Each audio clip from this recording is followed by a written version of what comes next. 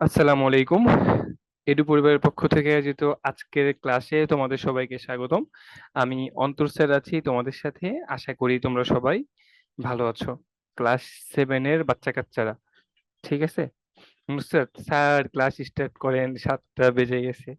এটা কি পারমাণবিক বোমা যে মনে করো যে 10 সেকেন্ড একটু এদিক ওদিক হইলে বোমা মিস হয়ে যাবে? 1 মিনিট লেট হয়ে গেছে, ঠিক না? লাইনেই ছিলাম। কেমন আছো বলো?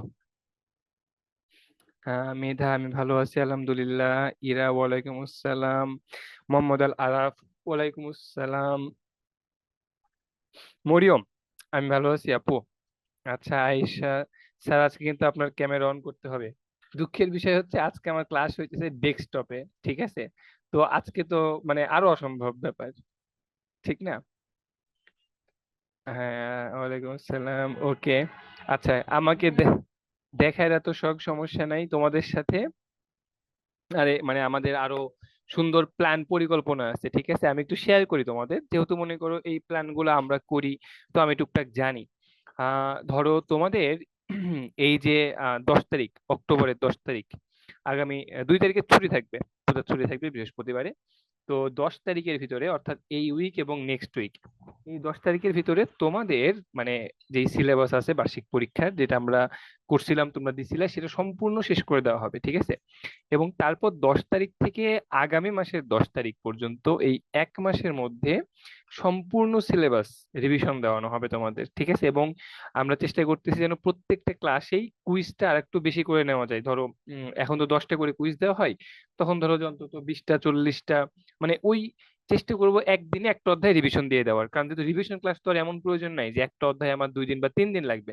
রিভিশন ক্লাস একদিনে একটা অধ্যায় শেষ হয়ে যাবে, এবং ওই অধ্যায়ে যাবতীয় এমসিকিউ সিকিউ যা কিছু আসতে পারে, সেই সিকিউ এমসি গুলো কিউ গুলো আমরা তোমাদেরকে লেকচার শিটের আকারে দিয়ে দিব, যাতে তোমরা সেখান থেকে নিজেরা প্র্যাকটিস করতে পারো।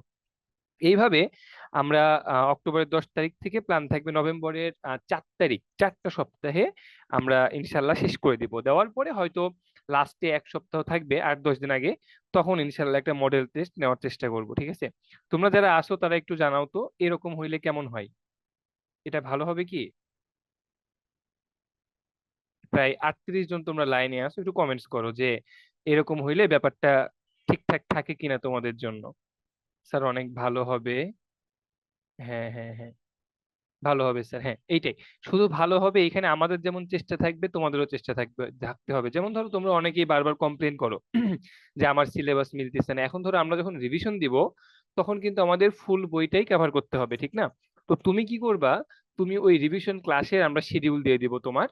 তুমি সেই ক্লাস থেকে দেখে নিবা যে তোমার সিলেবাসের সাথে যে যে অধ্যায় আছে, সেই অধ্যায়ের ক্লাসগুলা কোন কোন তারিখে আছে বা কি কি বারে আছে। তুমি সেই ক্লাসগুলো মন দিয়ে করবা, এবং যেদিন যেদিন তোমার ক্লাস থাকবে না, সেদিন সেদিন ক্লাস করবা না। এবং এইটা তোমাকে বুঝতে হবে, ঠিক আছে? যে স্যাররা, আমরা কিন্তু চাইলেই পারতাম এত কিছু না করে জাস্ট যেভাবে পড়ায় যাইতেছি এভাবে মনে করো যে পড়ায় গেলাম, পরীক্ষার আগ পর্যন্ত পড়াইলাম, হয়ে গেল। কিন্তু আমরা কিন্তু এটা চাই না, আমরা চাই তোমাদের ভালো হোক। এবং তোমাদের ভালোর জন্য আমরা যখন কষ্ট করতেছি, যে তোমাদেরও আমাদের জন্য ওইটুকু স্যাক্রিফাইস করতে হবে। যে একদিন আমার হয়তো এমন হইতে পারে যে আমার দুইটা ক্লাসের একটাও আমার সিলেবাসের মধ্যে কমন পড়ে নাই। ঠিক আছে, আমি ক্লাসে জয়েন হইলাম না ওই দিন, আমার গার্জিয়ানকে আমি বুঝাইলাম যে না, এরকম না, এরকম ব্যাপারটা হয়েছে এই জন্যে। অন্যদিন হয়তো তোমার আবার দুইটাই থাকবে, অন্যজনের দুইটা থাকবে না, ঠিক না? হ্যাঁ, অনেকের অ্যানুয়াল এক্সাম শুরু হবে নভেম্বরের 14 তারিখের পর থেকে। আর আমাদের রিভিশনটা শেষ হয়ে যাবে নভেম্বরের 4 তারিখ, সরি 5 তারিখে। তো আমাদের প্ল্যান আছে 5 তারিখে রিভিশন শেষ হয়ে গেলে আমরা 1 সপ্তাহ সম্পূর্ণ একটা মডেল টেস্ট পরীক্ষা নিব প্রতিদিন, কোনো গ্যাপ ট্যাপ না দিয়ে। প্রতিদিন ধর আজকে বাংলা প্রথম, কালকে বাংলা দ্বিতীয়, এইভাবে, ঠিক আছে? এবং আমরা মডেল টেস্টের একটা রেজাল্টও পাবলিশ করব, যাতে স্যার ক্লাসগুলো কি ফেসবুকে দেওয়া হয়? না, পেইড ক্লাসগুলো ফেসবুকে দেওয়া হয় না। ফেসবুকে যে ক্লাসগুলো দেওয়া হয় এগুলো পেইড ক্লাসের বাইরে আলাদা করে, ঠিক আছে? স্যার শুধু শোনা যায়, স্ক্রিন দেখা যায় না, এখনো তো আমি স্ক্রিন দেখাই নাই। যাই হোক, তো এই প্ল্যানটা আমরা তোমাদের সাথে শেয়ার করলাম, এক। আর দ্বিতীয়ত প্ল্যান হইতেছে যে যত সম্ভব 1 তারিখ থেকেই, 1 তারিখ থেকে তোমাদের জন্য, তোমরা আগে যারা ছিলা আমাদের সাথে অর্ধবার্ষিকী তারা জানো যে আমাদের মেন্টর গ্রুপ চালু ছিল। 1 তারিখ থেকে তোমাদের জন্য মেন্টরশিপ চালু হইতেছে আবার, ঠিক আছে? যেহেতু সামনে পরীক্ষা, সো তোমাদের জন্য আবার সেই মেন্টর গ্রুপ চালু হইতেছে। এবং এখন এই মেন্টর গ্রুপ গুলাতে অনেক নতুন নতুন টিচারদের সাথে তুমি কানেক্ট হইতে পারবা।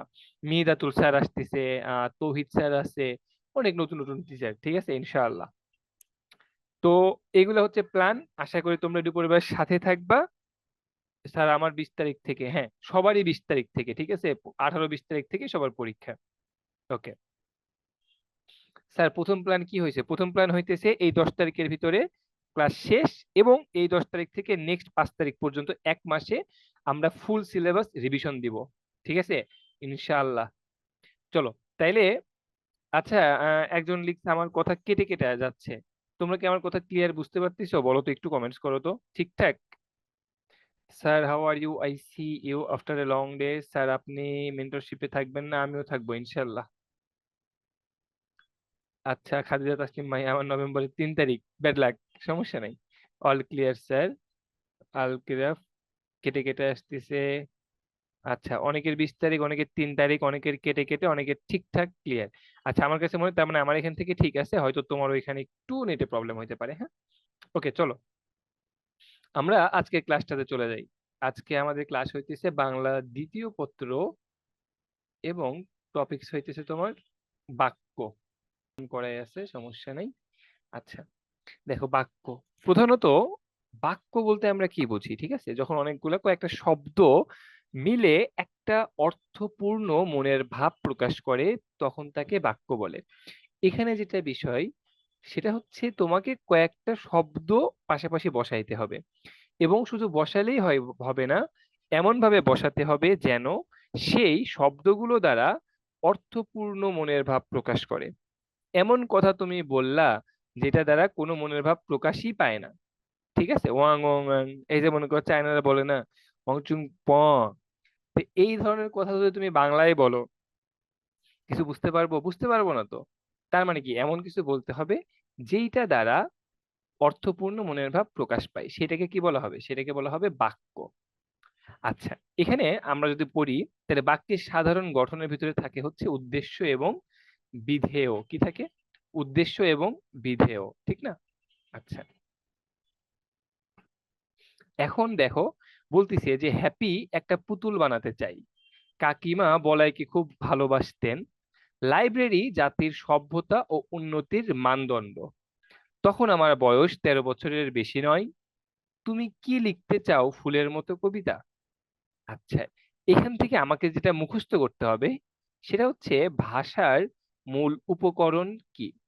ভাষার মূল উপকরণ হচ্ছে বাক্য। এইটা থেকে এমসিকিউ 100% তুমি কমন পাবা, যে ভাষার মূল উপকরণ কি। ভাষার মূল উপকরণ হচ্ছে বাক্য। উপরের বাক্যগুলোতে পূর্ণাঙ্গ ও অর্থপূর্ণ বক্তব্য প্রকাশ পেয়েছে। পরস্পর সম্পর্কযুক্ত একাধিক পদ, এখানে এইটা খুব ভালো করে বুঝতে হবে, যে পরস্পর সম্পর্কযুক্ত মানে আমি যেই বাক্যটা লিখতেছি, এইখানে যেই শব্দগুলো ব্যবহার করতেছি, এগুলার একটার সাথে যেন আর একটা সম্পর্ক থাকে।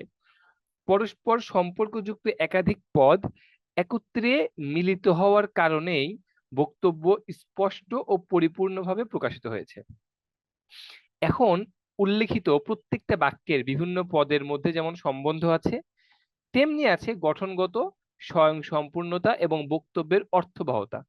সুতরাং কোনো একটা ভাষায় যেই উক্তির সার্থকতা আছে এবং গঠনের দিক থেকে যা স্বয়ংসম্পূর্ণ, কোনো একটা ভাষায় যেই উক্তির সার্থকতা আছে এবং গঠনের দিক থেকে যা স্বয়ংসম্পূর্ণ, সেই ধরনের উক্তি ব্যাকরণ শাস্ত্রে বাক্য হিসেবে পরিচিত। তাইলে আমি কি বলতে পারি? আমি বলতে পারি যে কোনো একটা ভাষায় যদি উক্তির সার্থকতা, এখন উক্তি কি জিনিস? মূলত উক্তি বলতে বোঝায় যে তুমি মুখ দিয়ে যা বলতেছো। আমরা ইংরেজিতে ন্যারেশন পড়ছি না, ঠিক না? ন্যারেশনের বাংলাটাই হইতেছে উক্তি। তো উক্তির সার্থকতা আছে এবং গঠনের দিক থেকে যা স্বয়ংসম্পূর্ণ। তাইলে এখান থেকে এত কিছু ডিটেলস পড়ার দরকার নাই, তুমি শুধু এখান থেকে জাস্ট এই লাইনটা পড়বা। সেটা হচ্ছে এই যে ভাষার মূল উপকরণ হচ্ছে, আচ্ছা কালার রেড কালার করে নেই, হ্যাঁ, জাস্ট এই একটা লাইন পড়বা, আর কিছু পড়ার দরকার নাই, ঠিক আছে? ইন মানে অনেকে কি করে, আজে বাজে জিনিস পড়ে মাথাটা জ্যাম বাঁধায় ফেলে। হ্যাঁ, কোনো দরকার নাই এই জিনিসগুলো তোমার পড়ার। ওকে, তুমি কি পড়বা? একটা লাইন, ভাষার মূল উপকরণ কি বাক্য। এখন বলতে পারো যে স্যার আপনি কেন পড়াইলেন তাইলে? আমি পড়াইলাম যাতে বিষয়টা তুমি বুঝতে পারো যে খেলাটা কই কই হইতেছে, ঠিক আছে? তাহলে আমরা কি মনে রাখবো? ভাষার মূল উপকরণ হচ্ছে বাক্য। আচ্ছা, সংজ্ঞা বলতেছে, দেখো, যেই সুবিন্যস্ত পদ সমষ্টি দ্বারা কোনো বিষয়ে বক্তার মনোভাব সম্পূর্ণরূপে প্রকাশিত হয় তাকে বাক্য বলে। একটা জিনিস খেয়াল করছো যে প্রত্যেকটা জায়গাতেই একটা কথা বারবার বলতিছে যে বক্তার মনোভাব সম্পূর্ণ রূপে প্রকাশিত হইতে হবে। মানে আমি এমন একটা কথা বললাম, হাফ সেন্টেন্স বললাম, যেটাকে মনে করো যে কেউ বুঝলো না, তাইলে তো হইলো না, ঠিক না? আমাকে এমন কথা বলতে হবে যেটা সবাই, বা যেটা দ্বারা আমার মনোভাব সম্পূর্ণরূপে প্রকাশিত হয়। যেমন আমি যদি বলি যে আমি আগামীকাল অফিসে এসে, এখন এইটা শোনার পর তোমার কি মনে হবে? যে স্যার এরপরে কি, ঠিক না?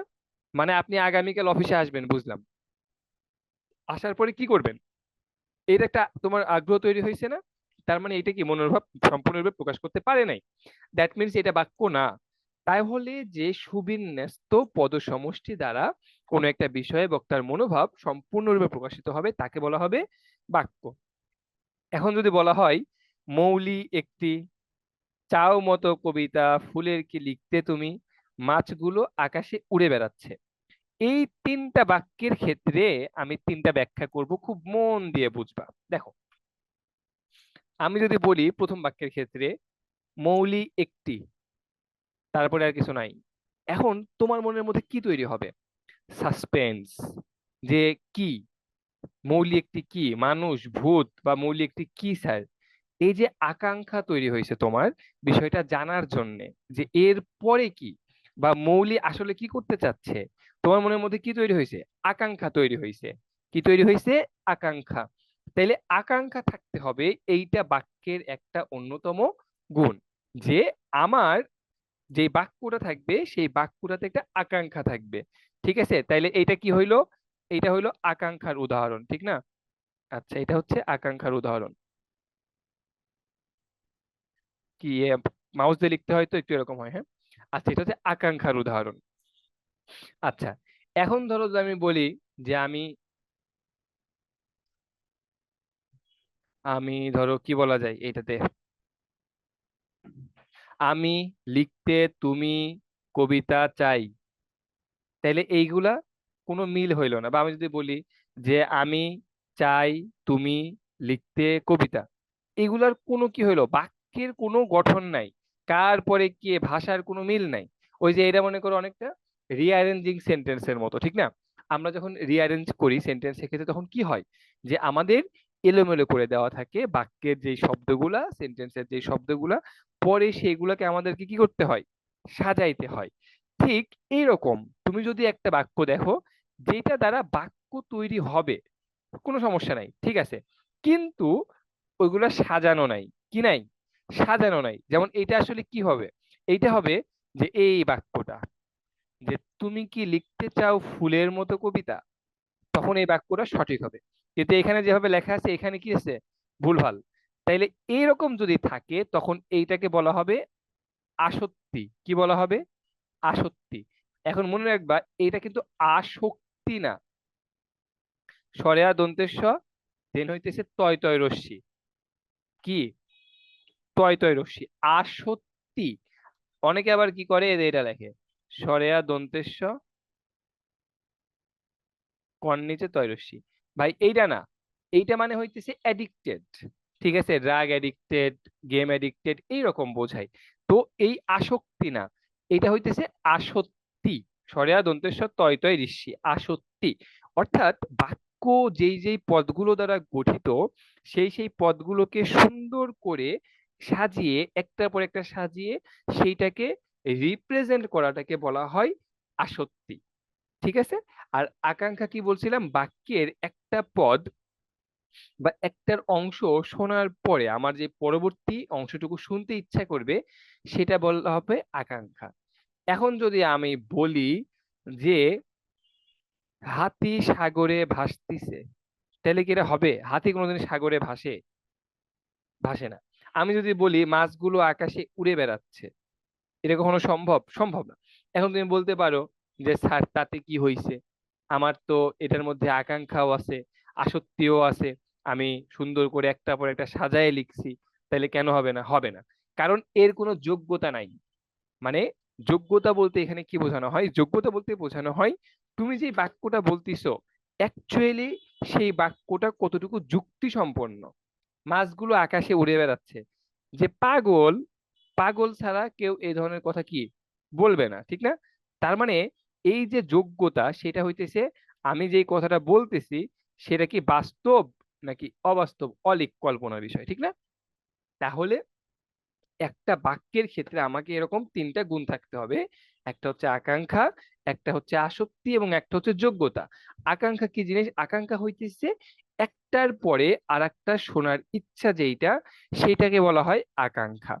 আসক্তি বলতে কি বোঝাই? বাক্য যেই যেই পদগুলো দ্বারা গঠিত সেই পদগুলোকে সুবিন্যস্ত ভাবে সাজানোকে বলা হয় আসক্তি। আর যোগ্যতা হইতেছে আজগুবি কথা বলা যাবে না, ঠিক না? আমি যেই কথা বলবো সেই কথাটার ভিত্তি থাকতে হবে, সেটাকে বলা হবে কি? যোগ্যতা। এই হচ্ছে আকাঙ্ক্ষা, আসক্তি এবং যোগ্যতা। ওকে, চলো আমরা দেখি তারপরে কি আছে কাহিনী। আচ্ছা, এইবার দেখো তোমার বইয়ে ঠিক সেম কাহিনীগুলাই আছে, আমি এতক্ষণ তোমাদেরকে যা যা পড়াইলাম। এই তিনটার মধ্যে যদি কোনো একটা সেই বাক্যে না থাকে, তাহলে সেই বাক্যটা কি হবে না? সেই বাক্যটা তোমার সার্থক বাক্য হবে না। কি হবে না? সার্থক বাক্য হবে না। তাহলে যদি প্রশ্ন আসে যে একটা সার্থক বাক্যের কি কি গুণ থাকতে হবে, তাহলে আমি বলতে পারবো? আমি বলবো যে একটা সার্থক বাক্যের তিনটা গুণ থাকতে হবে। সেগুলা কি কি? সেগুলা হইতেছে তোমার, একটা হইতেছে আকাঙ্ক্ষা, একটা হইতেছে যোগ্যতা, এবং একটা হইতেছে আসক্তি। আমি আগে পরে করছি, ওরা পরে আগে করছে, এটা কোনো সমস্যা নাই। তাহলে আকাঙ্ক্ষা বলতে কি বোঝায় বলো তো? বাক্যের অর্থ পরিষ্কার ভাবে বোঝার জন্য এক পদের পর অন্য পদ শোনার যা ইচ্ছা তাই আকাঙ্ক্ষা। শোনো, তুমি শুধু এই টপিকটা বোঝার চেষ্টা করবা এবং উদাহরণ দিবা তোমার নিজের মতো করে। এমন বাক্য বলবা যেটা হাফ শোনাই, যেমন আমি স্কুলে গিয়ে, আমি ভাত খেয়ে, বাস। এইটাই হচ্ছে আকাঙ্ক্ষার উদাহরণ। এখন আমি স্কুলে গিয়ে কি মারামারি করব, পড়াশোনা করব, নাকি আড্ডা আড্ডা দিব? আমি ভাত খেয়ে কি ঘুমাবো? আমি ভাত খেয়ে পড়তে বসবো, না আমি ভাত খেয়ে টিভি দেখবো? ঠিক না? এই যে এভাবে তুমি তোমার মতো করে উদাহরণ দিবা। তুমি যদি বইয়ের মতো করে উদাহরণ দিতে যাও, তাহলে তো মনে করো এমন তো না যে তুমি বইয়ের উদাহরণ দিলে স্যার তোমাকে খুশি হয় 2 মার্ক বেশি দিবে। তা কিন্তু দিবে না। তাইলে আমাকে কি করতে হবে? আমাকে শুধু বুঝতে হবে। ওকে, দেন দেখো আসক্তি। বাক্যের পদগুলোকে সঠিক জায়গায় সন্নিবিষ্ট করার নামই হচ্ছে আসক্তি। এত কঠিন বাক্যের দরকার নাই। তুমি লিখবা যে বাক্যের পদগুলোকে একটার পর একটা সুন্দর করে সাজিয়ে সম্পূর্ণ মনোভাব প্রকাশ করাকে বলা হয় আসক্তি। ওকে, অথবা বাক্যের অর্থের সঙ্গতি রক্ষার জন্য সুশৃঙ্খল পদবিন্যাস। দেখো আসক্তির ক্ষেত্রে দেখো না, এই ছোটবেলায় পৃথিবীতে দিত আর কি, যে বৈদ্যুতিক গোলযোগের কারণে সম্প্রচারে বিঘ্ন হচ্ছে, ঠিক আছে? তো আমাদের এখানে বৈদ্যুতিক গোলযোগের কারণে আমাদের সম্প্রচার একটু বিঘ্ন ঘটতেছিল। তো এখন ঠিকঠাক। ওকে, তো চলো আমরা ক্লাসে চলে যাই আবার, হ্যাঁ। আকাঙ্ক্ষা, আসক্তি, যোগ্যতা, ঠিক আছে। এরপরে যোগ্যতা কি? বাক্যের মধ্যকার যে পদ, সেই পদ সমূহের অন্তর্গত ও ভাবগত মিলনের নামই হচ্ছে যোগ্যতা, ঠিক না? বাক্যের যে পদ রয়েছে সেই পদগুলোর মধ্যকার পদ সমূহের অন্তর্গত ও ভাবগত মিলবন্ধনের নামই যোগ্যতা। যেমন আমি যদি বলি বর্ষাকালে অতিরিক্ত বৃষ্টিপাতে বন্যা হয়, তাইলে কি? ঠিক আছে, ওকে। আমি যদি বলি যে শীতকালে অতিরিক্ত রোদের কারণে কি বলে তাপমাত্রা 40 ডিগ্রির উপরে থাকে, তাহলে কি হইলো? হইলো না। যদি বলি শীতকালে অনেক বৃষ্টিপাত হয়, এটা কি তাহলে মেন থিমটাকে রিপ্রেজেন্ট করে? করে না। তার মানে হইতেছে তোমাকে যেই বাক্যটা তুমি বলবা সেই বাক্যের প্যাটার্নটা এমন হইতে হবে যেন তোমার বলা কথার মধ্যে মিল থাকে। এমন কিছু বলা যাবে না যেটা আনওয়ান্টেড এবং তুমি বলতেছো তোমার কথার মধ্যে কোনো মিল নাই, সেটাকে, যদি সেটার অভাব থাকে তখন সেটাকে বলা হয় যোগ্যতার অভাব। এক কথায়, যদি বাক্যটা তোমার কাছে অসংলগ্ন মনে হয়, তখনই সেইটা কি হবে? তখনই সেইটা হয়ে যাবে যোগ্যতাবিহীন বাক্য, ঠিক আছে? বলি যে আমরা যেটা পড়লাম তার মেইন প্রথম ব্যাপারটা হচ্ছে বাক্য কাকে বলে। ভাষার প্রধান, একদম আমি ধরো প্রথম থেকে দেখাই, ঠিক আছে? এর বাইরে বেশি কিছু পড়তে যাবা না। কি কি পড়লাম দেখো, যে এখান থেকে এইখানে পড়ছিলাম যে ভাষার মূল উপকরণ বাক্য। তারপরে পড়ছি সংজ্ঞা, যে সুবিন্যস্ত পদ সমষ্টি দ্বারা কোন একটা বিষয়ে বক্তার মনোভাব সম্পূর্ণরূপে প্রকাশিত হয় তাকে বাক্য বলে। এরপরে আমরা বলছিলাম সার্থক বাক্যের তিনটা গুণ থাকা আবশ্যক। সেই তিনটা গুণ কি কি? আকাঙ্ক্ষা, আসক্তি এবং যোগ্যতা। বাক্যের অর্থ পরিষ্কারভাবে বোঝার জন্য এক পদের পর অন্য পদ শোনার যে ইচ্ছা তাকেই বলা হয় আকাঙ্ক্ষা। আসক্তি বলতে কি বোঝায়? বাক্যের অর্থ সম্পূর্ণরূপে প্রকাশ করার জন্য যে পদগুলো রয়েছে সেগুলোকে একের পর এক সঠিকভাবে বিন্যস্ত করার নামই আসক্তি। আর যোগ্যতা কি? যোগ্যতা হইতেছে সংলগ্ন কথাবার্তা, অসংলগ্ন কোনো কোনো কথাবার্তা না বলা, এমন কোনো কথা না বলা যার অর্থগত এবং ভাবগত কোনো মিল নাই। যেমন শীতকালে অতিরিক্ত বৃষ্টিপাত হয়, মাছ আকাশে ওড়ে, এই টাইপের কথাগুলা না বলা। ঠিক আছে, এবার আসো দেখো, এই দুইটা জায়গায় প্যাচ লাগে। প্রথমত, সার্থক বাক্যের গুণ থাকা কয়টা উচিত? সার্থক বাক্যের গুণ থাকা উচিত তিনটা। আর সার্থক বাক্যের অংশ কয়টা? সার্থক বাক্যের অংশ যদি বলে তখন মনে রাখবা সার্থক বাক্যের বা প্রত্যেকটা বাক্যের দুইটা অংশ থাকে। কয়টা অংশ থাকে? দুইটা। গ্যাঞ্জাম বাঁধাও না, ঠিক আছে? তোমার গুণ হইতেছে তিনটা আর অংশ হইতেছে দুইটা। অংশ কয়টা? দুইটা। একটা হচ্ছে উদ্দেশ্য এবং একটা হইতেছে বিধেয়। একটা উদ্দেশ্য এবং একটা বিধেয়। এখন ধরো আমি একজনের নাম নেই, ধরো মোহাম্মদ আল আরাফ, ঠিক আছে? আমি বললাম যে মোহাম্মদ আল আরাফ ক্লাস 7-এর একজন শিক্ষার্থী, ঠিক আছে? এখানে এখন যদি আমি তোমাকে প্রশ্ন করি যে আমি যে বাক্যটা বলছি এই বাক্যটা আমি কার সম্পর্কে বলছি, তোমরা সবাই উত্তর কি দিবা? যে মোহাম্মদ আল আরাফ সম্পর্কে, ঠিক আছে? এখন যদি আমি বলি যে কাজী নজরুল ইসলাম বাংলাদেশের জাতীয় কবি, তাহলে এই বাক্যটা কার উদ্দেশ্যে বলা হয়েছে?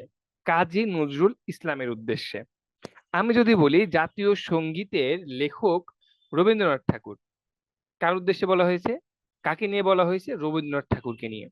তার মানে তুমি খেয়াল করে দেখবা প্রত্যেকটা বাক্যই তুমি কাউকে না কাউকে উদ্দেশ্য করে বলতিছো এবং কেউ না কেউ উদ্দেশ্যে বলা হচ্ছে। যাকে উদ্দেশ্য করে তুমি বলতিছো, যার সম্পর্কে তুমি কিছু বলতিছো, তাকে বলা হয় উদ্দেশ্য। যেমন আমি যদি বলি যে ঢাকা বাংলাদেশের রাজধানী, তাহলে একটু চিন্তা করো তো এখানে মানে কার সম্পর্কে বলা হইতেছে? ঢাকার সম্পর্কে বলা হইতেছে, কাজী নজরুল ইসলাম সম্পর্কে বলা হয়েছে, রবীন্দ্রনাথ সম্পর্কে বলা হয়েছে, মোহাম্মদ আল আরাফ সম্পর্কে বলা হয়েছে। তাহলে বাক্যের যার সম্পর্কে কিছু বলা হয় তাকেই বলা হয় উদ্দেশ্য। কি বলা হয়? উদ্দেশ্য, যার সম্পর্কে কিছু বলা হয়। এখন আমি যখন বলছিলাম যে মোহাম্মদ আল আরাফ ক্লাস 7-এর একজন শিক্ষার্থী, তার মানে এই যে মোহাম্মদ আল আরাফ ক্লাস 7-এর একজন শিক্ষার্থী, বাকি যে অংশটুকু অর্থাৎ ক্লাস 7-এর একজন শিক্ষার্থী, কাজী নজরুল ইসলামের পরে কি বলছিলাম? বাংলাদেশের জাতীয় কবি। রবীন্দ্রনাথ ঠাকুর সম্পর্কে কি বলছিলাম? জাতীয় সঙ্গীতের লেখক। এই বাকি কথাগুলা হইতেছে বিধেয়। বাকি কথাগুলো কি? বিধেয়। তাইলে আমি যদি এক লাইনে উত্তর করতে চাই তাহলে আমার উত্তরটা হবে এরকম যে বাক্যের যার সম্পর্কে কিছু বলা হয় তাকে বলা হয় উদ্দেশ্য এবং উদ্দেশ্যের সম্পর্কে যা কিছু বলা হয় তা হচ্ছে বিধেয়। তাইলে কি বললাম? বাক্যে যার সম্পর্কে কিছু বলা হবে তাকে বলা হয় উদ্দেশ্য এবং উদ্দেশ্য সম্পর্কে যা বলা হয় তাই হচ্ছে বিধেয়। তা কি? বিধেয়। ঠিক আছে, এতটুকুই। ওকে, এখন দেখো এখানে একটা কথা আছে, উদ্দেশ্য ও বিধেয়র সম্প্রসারণ। আচ্ছা, ধরো এখন যদি আমি বলি যে মোহাম্মদ আল আরাফ কি বলা যায়, হচ্ছে ধরো মোহাম্মদ আল আরাফ ক্লাস 7-এর শিক্ষার্থী, তাইলে এটা কি হইলো? মোহাম্মদ আল আরাফ হইলো তোমার উদ্দেশ্য এবং ক্লাস 7-এর শিক্ষার্থী হচ্ছে বিধেয়। এখন যদি আমি বলি যে মোহাম্মদ আল আরাফ এডু পরিবারের একজন শিক্ষার্থী, তার মানে মোহাম্মদ আল আরাফ এই যে এডু পরিবারের একজন শিক্ষার্থী, তাহলে মোহাম্মদ আল আরাফ কোথাকার শিক্ষার্থী? এডু পরিবারের শিক্ষার্থী। তার মানে মোহাম্মদ আল আরাফের সাথে এডু পরিবারটাও কানেক্টেড। তাইলে এইটা হইলো উদ্দেশ্যের সম্প্রসারণ। সাপোজ ধরো মোহাম্মদ আল আরাফ তার একটা ভাই আছে, তো আমি বললাম যে মোহাম্মদ আল আরাফ এবং তার ভাই এসেছে। তাইলে এইখানে উদ্দেশ্য হবে কয়জন? দুইজনই, মোহাম্মদ আল আরাফ এবং তার ভাই। এই যে যখন তুমি দেখবা এরকম উদ্দেশ্যটা দুইজন হচ্ছে, দুইজনের উদ্দেশ্যে কিছু বলা হচ্ছে, তখন তাকে বলা হবে উদ্দেশ্যের সম্প্রসারণ। উদ্দেশ্যের কি? সম্প্রসারণ। এখন ধর আমি বললাম যে আমি দুপুরে খেয়ে এসেছি। ওকে, এই বাক্যে উদ্দেশ্যকে, উদ্দেশ্য হইতেছে আমি, আর বিধেয় কি? দুপুরে খেয়ে এসেছি। এখন যদি আমি বলি আমি দুপুরে ভাত এবং মাছ খেয়ে এসেছি, তাহলে এইখানে সম্প্রসারণ কার ঘটেছে? উদ্দেশ্যের নাকি বিধেয়র? দেখো, বিধেয়র, অর্থাৎ উদ্দেশ্য সম্পর্কে যা বলা হচ্ছিল তাকে আর একটু বিস্তারিত বলা। সম্প্রসারণ মানে হইতেছে প্রসারিত করা, বিস্তারিত করা। তাহলে তুমি যখন উদ্দেশ্যকে বোঝানোর জন্য বা উদ্দেশ্যকে তুমি আইডেন্টিফাই করার জন্য একটু বিস্তারিত বললা, তখন সেইটাকে বলা হয় উদ্দেশ্যের সম্প্রসারণ। আর বিধেয়র ব্যাপারটা তুমি যখন আর একটু বিস্তারিত বলবা বিধেয়র ক্ষেত্রে, তখন সেটাকে বলা হবে বিধেয়ের সম্প্রসারণ। ঠিক আছে? ওকে, এবার একটু দেখো সুন্দর করে যে আমরা একদম প্রথম থেকে কি কি পড়লাম। সেটা হচ্ছে বাক্য কাকে বলে, বাক্যের সার্থক বাক্যের তিনটা গুণ, আকাঙ্ক্ষা, আসক্তি, যোগ্যতার উদাহরণ পড়লাম। বাক্যের দুইটা প্রধান অংশ থাকে, উদ্দেশ্য, বিধেয়, এবং উদ্দেশ্যের সম্প্রসারণ এবং বিধেয়ের সম্প্রসারণ পড়লাম। এই পর্যন্ত যা যা পড়ছি তার মধ্যে কারো কোনো কোশ্চেন আছে কিনা সবাই একটু বলো আমাকে। ওকে, নো কোশ্চেন, অল ক্লিয়ার। ঠিক আছে, মুন হ্যান্ড রেজ করছে, দেখি মুন কি বলে। মুন, তোমাকে আনমিউট করছি।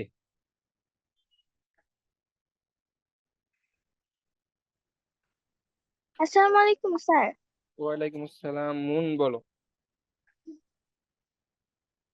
স্যার স্যার সম্প্রসারণ আর বিধি, এটা আরেকবার বুঝালে ভালো হইতো। আচ্ছা, বিধি না, ওইটা হচ্ছে বিধেয়। ঠিক আছে, বৈরিশ্যে ধয়েকার অন্ত্যেস্ত। মূলত তোমার একটা বাক্যের দুইটা অংশ থাকে। প্রথম অংশ হচ্ছে আচ্ছা, উদ্দেশ্য একটা এবং বিধেয় একটা। তোমার নাম কি? মুন। মুন, তোমার বাসা কোথায়? খিলগাঁও রেল গেটে। ও, তুমি ঢাকাতেই থাকো? জি স্যার। তাইলে একদিন আসো একটু পরিবারে, আমাদের সাথে দেখা করে যাও। স্যার কোনখানে? এডু পরিবার হচ্ছে উত্তর বাড্ডা, চিনো? হোসেন মার্কেট নাম শুনছো? জি স্যার। হোসেন মার্কেটের পিছনেই। ঠিক আছে, শোনো। তো মুন, তোমার বাসা হচ্ছে খিলগাতে, তাই তো? আচ্ছা, জি এখন ধরো আমি বললাম যে মুন ঢাকাতে থাকে। এই বাক্যটার কার, মানে কার উদ্দেশ্যে বলা হইতেছে, কার সম্পর্কে বলা হইতেছে এই বাক্যে? স্যার, আমার সম্পর্কে বলা হচ্ছে। এক্স্যাক্টলি, তাহলে যার সম্পর্কে বলা হচ্ছে সে হচ্ছে উদ্দেশ্য। সে কি? উদ্দেশ্য। এখন আমি যে বললাম মুন কি বললাম, খিলগাঁয়ে থাকে বলছিলাম। জি। আচ্ছা, খিলগাঁয়ে থাকে। তাহলে মুন খিলগাঁয়ে থাকে। তাহলে তোমার সম্পর্কে কি বলা হইলো? যে খিলগাঁয়ে থাকে, ঠিক না? জি স্যার।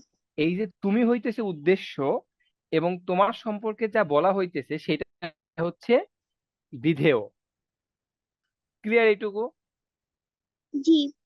ওকে, এর পরের পয়েন্ট ছিল উদ্দেশ্যের সম্প্রসারণ এবং বিধেয়ের সম্প্রসারণ। ধরো উদ্দেশ্যটাকে যদি আর একটু নির্দিষ্ট করে বলা হয়, কেমন? আচ্ছা মুন, হচ্ছে ধরো তোমার মুন, তোমার বাবার নাম কি? তাজুল ইসলাম।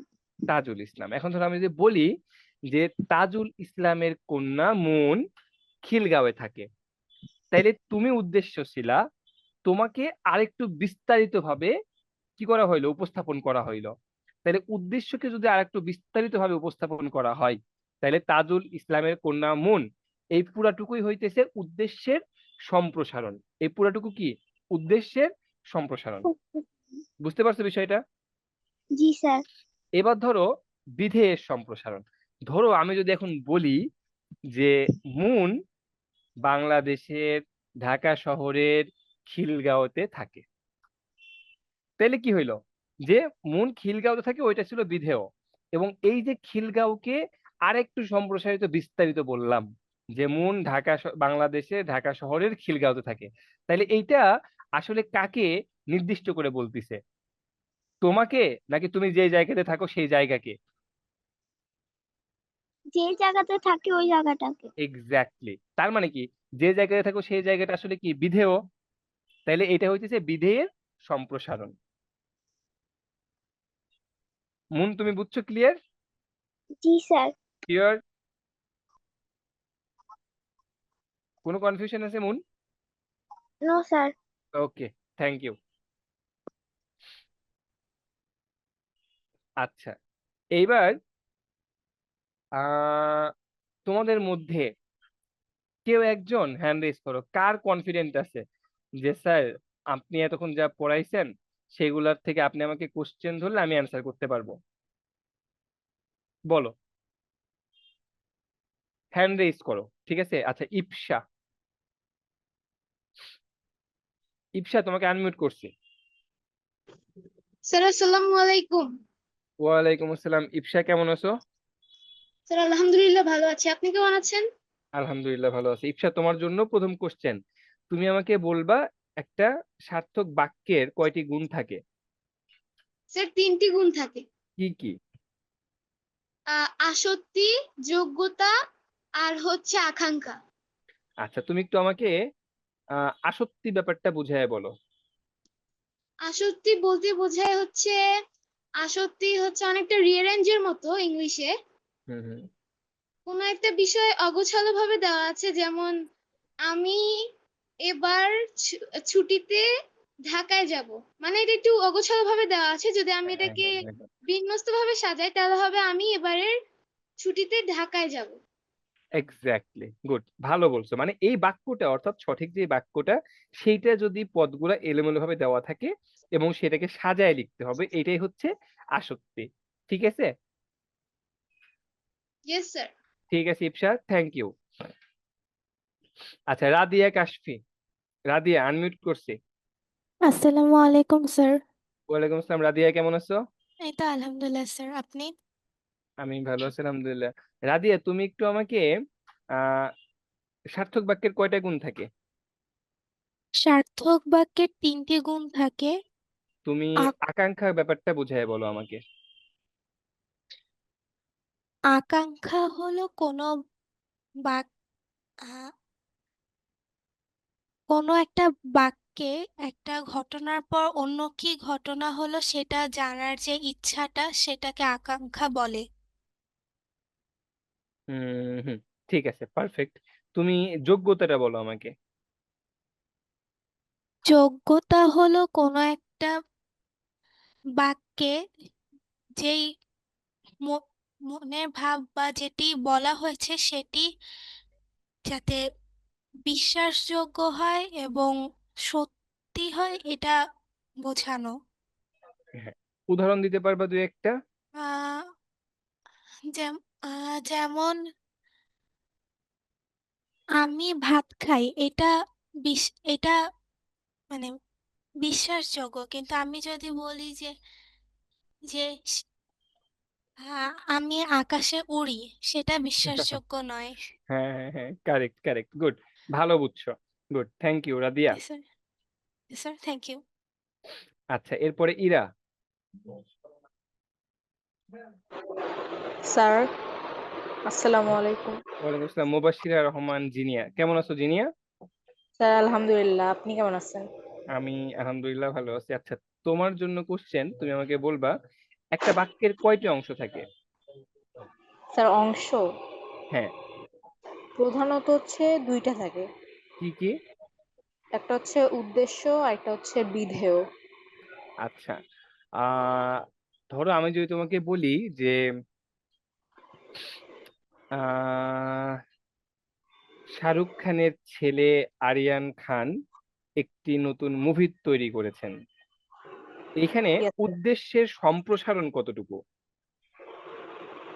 স্যার ওই যে শাহরুখ খানের ছেলে। আরিয়ান খান সহ, ঠিক আছে, শাহরুখ খানের ছেলে আরিয়ান খান, এই হ্যাঁ পর্যন্ত। স্যার। হ্যাঁ, কথা ঠিক আছে, Yes. শাহরুখ খানের ছেলে, এটা হচ্ছে উদ্দেশ্যের সম্প্রসারণ। আচ্ছা, উদ্দেশ্য কোনটা? স্যার এখানে হচ্ছে যে অংশে যার সম্পর্কে মানে শাহরুখ খানের ছেলে সম্পর্কে বলা আছে। হ্যাঁ হ্যাঁ, তাহলে আরিয়ান খান হইতেছে উদ্দেশ্য। ক্লিয়ার? Good, very good. আচ্ছা, এবার আরেকটা বাক্য বলো তুমি আমাকে, সেটা ধরো আম, তোমার একটা ফেভারিট টিচারের নাম বলো। স্যার স্যার এডু পরিবার থেকে বলবো নাকি আমার স্কুলের যে না না না, এডু পরিবার থেকে বলো। এডু পরিবার থেকে? হ্যাঁ হ্যাঁ, এডু পরিবার থেকে। আপনার নামই ধরলাম, অন্তর স্যার। না না, ধরা যাবে না তো, এটা কি ম্যাথ করতেছি? আচ্ছা আপনি আপনি না না, আমি আপনি বাদে, আমি বাদে বলো তুমি। আমি বাদে কেন? বলো। এখন আমার ক্লাসের সময় তো বলবাই যে আপনি। আমি বাদে বলো। মিহিদাত স্যার। মিহিদাতুল স্যার, আচ্ছা। এখন ধরো আমি যদি বলি যে মিহিদাতুল স্যার আহ ইংরেজি পড়াই, এটা একটা বাক্য। আর যদি বলি মিহিদাতুল স্যার ক্লাস 8-এর ইংরেজি ক্লাস নেয়, তাহলে বিধেয়ের সম্প্রসারণ কতটুকু? স্যার ওই যে মিহিদাতুল স্যার ক্লাস 8-এ মানে ক্লাস নেন, ওইটা হচ্ছে বিধেয় বিধেয়ের সম্প্রসারণ। সম্প্রসারণ। ভেরি গুড, ঠিক আছে, খুব দরকার ছিল। যাক, তোমরা সবাই খুব ভালো বুঝছো, thank you Zinia. Okay sir. Okay, আচ্ছা, এবার আমরা পরেরটাতে চলে যাই। হ্যাঁ, যারা হ্যান্ড রেজ করছো আমি মনে রাখলাম, তাদের নাম আমার মনে থাকবে, ঠিক আছে, টেনশন করো না। তোমাদেরকেও পড়া ধরবো, আগে একটু শেষ করি, হ্যাঁ। ওকে, দেখো স্ক্রিন দেখা যাইতেছে। আচ্ছা, এবার আমরা পড়বো হচ্ছে বাক্যের গঠনগত দিক থেকে প্রকারভেদ, ঠিক আছে। দেখো, এখানে হচ্ছে বাক্য বলা হয়েছে গঠনগত দিক থেকে 3 প্রকার: সরল বাক্য, জটিল বাক্য এবং হইতেছে তোমার যৌগিক বাক্য। কি কি? সরল, জটিল এবং যৌগিক। মূলত এইটা হচ্ছে তোমার কি বলা যেতে পারে, ইংলিশ গ্রামারের ক্ষেত্রে যদি তুমি চিন্তা করো তাইলে সিম্পল, কমপ্লেক্স এবং কম্পাউন্ড সেন্টেন্স, এটা বোঝার খুব ইজি একটা ওয়ে আছে। আমরা ব্যাখ্যাতে গেলাম না, জাস্ট চিন্তা করো। সরল বাক্য, জটিল বাক্য এবং যৌগিক বাক্য, আমি 3টা উদাহরণ দেব, তুমি খালি শুনবা। ধরো আমি যদি বলি আমি ভাত খাই, আমি ফুটবল খেলি, আমি স্কুলে যাই। দেখো তো, এই বাক্যগুলোতে অ্যাকচুয়ালি কি ঘটছে? একজন সাবজেক্ট আছে, আমি, ঠিক না? একটা কাজ করা হইতেছে, একটা কাজ করা হইতেছে, হয় আমি ভাত খাইতেছি, হয় আমি স্কুলে যাইতেছি, অথবা আমি খেলতেছি। তার মানে একটা সাবজেক্ট থাকবে এবং একটা ভার্ব থাকবে। কি কি থাকবে? একটা সাবজেক্ট এবং একটা ভার্ব থাকবে। সেইগুলা হইতেছে তোমার সরল বাক্য। কি? সহজ সরল, কোনো গ্যাঞ্জাম গুঞ্জাম নাই, সহজ সরল বাক্য। ওকে, ফাইন। এবার ধরো ভাত খাওয়া থেকেই বলি। আমি যদি বলি যে আমি ভাত খেয়ে ফুটবল খেলতে যাব, আমি ভাত খেয়ে ফুটবল খেলতে যাব, এই জায়গায় দেখো তো কয়টা কাজ আছে? 2টা, ভাত খাবো এবং ফুটবল খেলতে যাব। কি কি? ভাত খাবো এবং ফুটবল খেলতে যাব। যখনই দেখবে এরকম 2টা ভার্ব চলে আসছে, তখনই বুঝবা সেইটা আর সরল বাক্য থাকবে না। কি হবে না? সরল বাক্য থাকবে না। তার মানে তখন সেইটা হয় জটিল বাক্য হবে অথবা যৌগিক বাক্য হবে। কি কি হবে? হয় জটিল নয় যৌগিক। ওকে, ফাইন। এখন ধরো আমি যদি এই বাক্যটাকে এইভাবেও বলতে পারতাম যে আমি ভাত খাবো এবং স্কুলে যাব। আবার আমি এভাবেও বলতে পারতাম যে আমি ভাত খেয়ে স্কুলে যাব। খুব ঠান্ডা মাথায় চিন্তা করো। প্রথমে যেটা বললাম যে আমি ভাত খাবো এবং স্কুলে যাব, এই বাক্যটাতে ধরো আমি যদি এমন করি যে এবং এর আগের অংশ, অর্থাৎ আমি ভাত খাবো এবং এইটুকু কেটে দিলাম, তারপর কি থাকে? স্কুলে যাব। ওইটা কিন্তু একা একাই সম্পূর্ণ অর্থ প্রকাশ করতে পারে। স্কুলে যাব বললেই বুঝতে পারতেছি যে স্কুলে যাব। অথবা আমি যদি এবং সহ পরের টুকু কেটে দেই, যেমন ধরে বললাম যে আমি ভাত খাবো, সরি মানে এবং সহ স্কুলে যাবো কেটে দিলাম, তাহলে আমি আগের টুকু বাকি থাকে, কি থাকে? আমি ভাত খাবো। অর্থাৎ এই বাক্যের একটা পার্টকে তুমি যদি আলাদা করে ফেলো, তুমি বাকি পার্ট একা একাই, মানে ও যেটুকু আছে সেইটুক দিয়েই সম্পূর্ণরূপে মনের ভাব প্রকাশ করবে।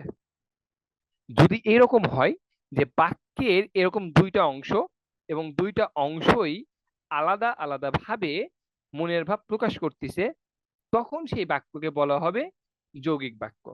আমি ভাত খাবো এবং স্কুলে যাব, আমি ভাত খাবো এবং মাঠে খেলতে যাব, এগুলো হইতেছে যৌগিক বাক্যের উদাহরণ। বাট আমি যদি এইরকম বলতাম যে আমি ভাত খেয়ে স্কুলে যাব, তখন কি হইতো? এবার চিন্তা করো তো, ধরো আমি এইখান থেকে স্কুলে যাব কেটে দিলাম, তাহলে কি থাকতো? আমি ভাত খেয়ে। এখন আমি ভাত খেয়ে স্কুলে যাব, নাকি ভাত খেয়ে পড়তে বসবো, নাকি ভাত খেয়ে ঘুম দিব, এইটা কিন্তু প্রকাশ পাইতেছে না। এই যে প্রকাশ না পাওয়া, অর্থাৎ যে মানে বাক্যটাতে তুমি, এক মিনিট,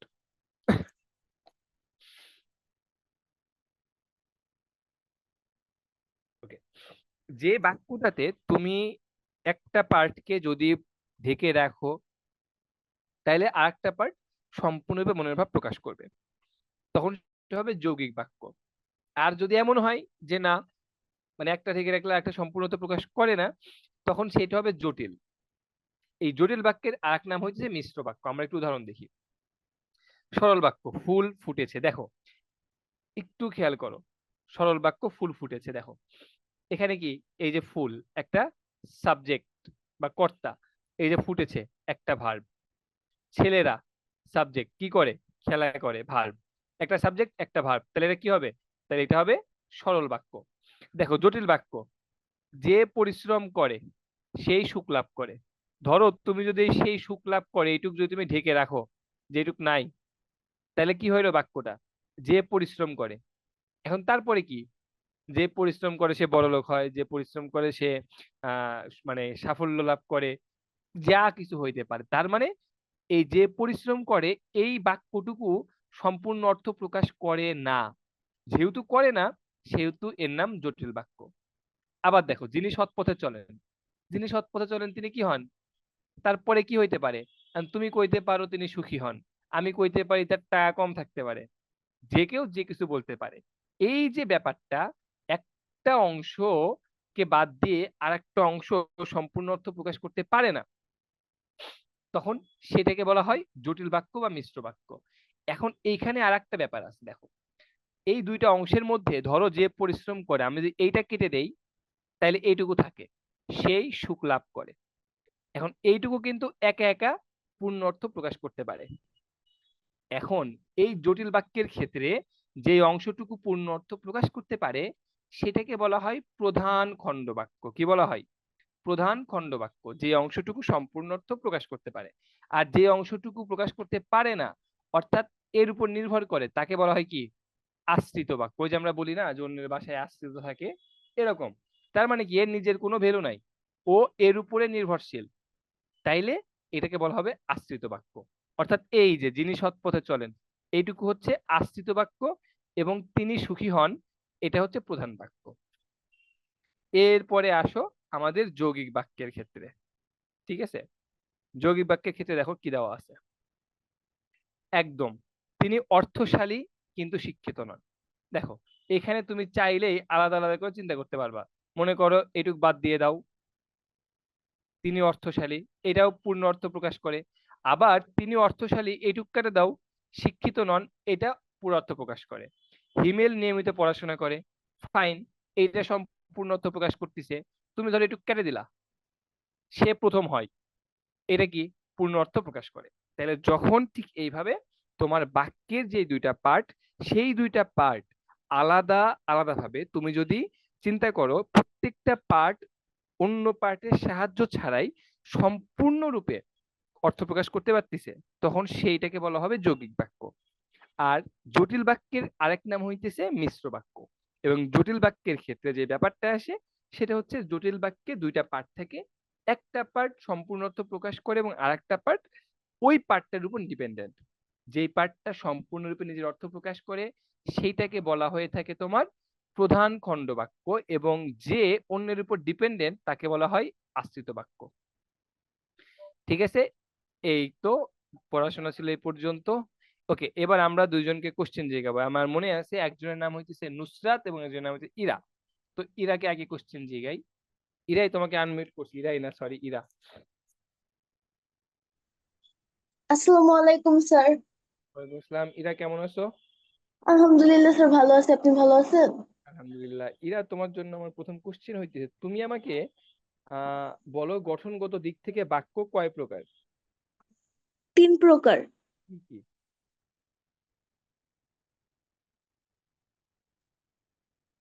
কি কি ইরা? সরল বাক্য, জটিল বাক্য আর যৌগিক বাক্য। ওকে, তুমি আমাকে একটা যৌগিক বাক্যের উদাহরণ দাও। আমি ভাত খাবো এবং স্কুলে যাব। আহা, এটা তো আমি বলছি, হলো না, অন্যটা। আচ্ছা, বলতেছি।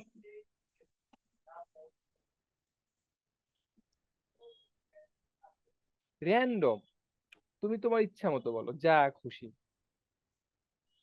আমি ক্লাস করব এবং পড়া শিখবো। হ্যাঁ, ঠিক আছে, গুড, এটা ভালো বলছো।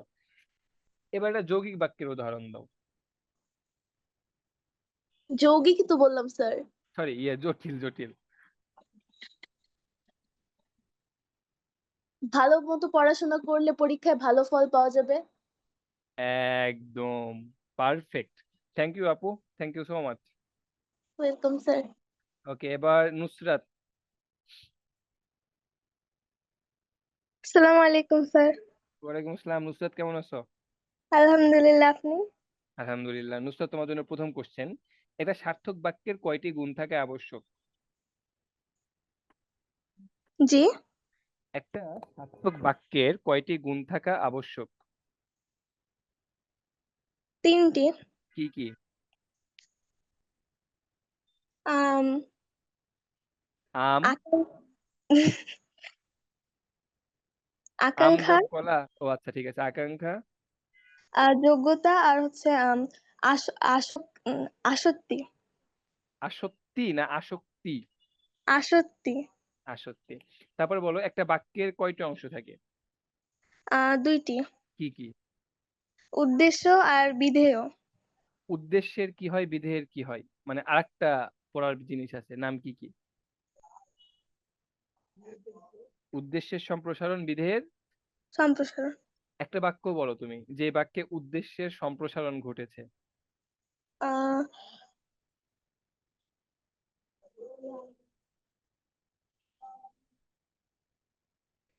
উদ্দেশ্যের সম্প্রসারণ মানে জাস্ট উদ্দেশ্যটাকে একটু নাম পরিচয় বেশি দেওয়া লাগবে। উম, আম, স্যার যে কোনো নাম দিয়ে বলবো? যে কোনো নাম দিয়ে বলো।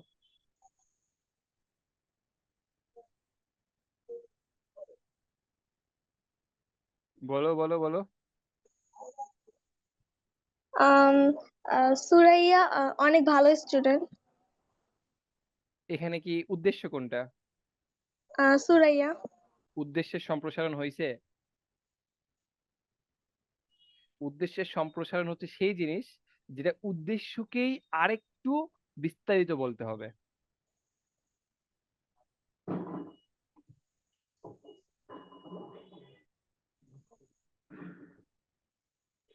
আহ রাজশাহী সুরাইয়া।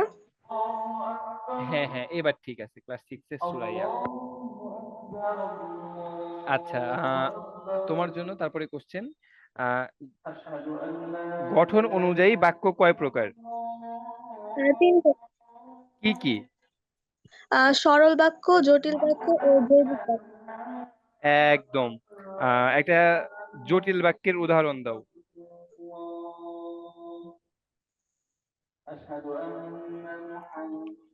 আহ তিনি অনেক খারাপ, কিন্তু হয় নাই। এটা পারবো না। জটিল সমস্যা নেই, লাগছে, একটু তুমি জটিল লাগছে। অনেক পারছো, একদম প্রথম থেকে শেষ পর্যন্ত তোমাকে পড়া ধরছি, অনেক ভালো পারছো, গুড। পারতে হবে এরকম, ঠিক আছে? ঠিক আছে, তো ইনশাল্লাহ আশা করি তোমাদের ক্লাস ভালো লাগছে, ভালো বুঝছো। পরবর্তী ক্লাসে তোমাদের সাথে আবারও দেখা হবে। নামাজের সময় সবাই নামাজ কালাম পড়ে নাও, 8:30টায় আবার ক্লাসে জয়েন করবা, ঠিক আছে?